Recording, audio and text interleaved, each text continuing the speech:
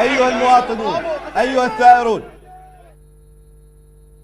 الحاج صالح محمد العراقي قبل ساعات توجه إليكم بهذا النداء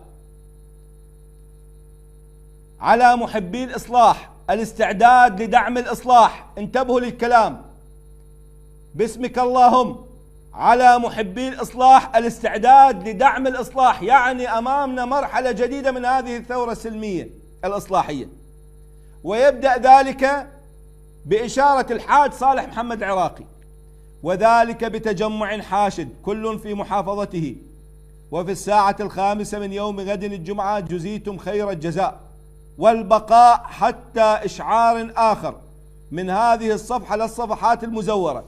ارجع لي زمن المخرج. الحاج صالح إذن يقول باكر التجمع كل واحد بمحافظته، طبعا ما عدا محافظتي النجف الأشرف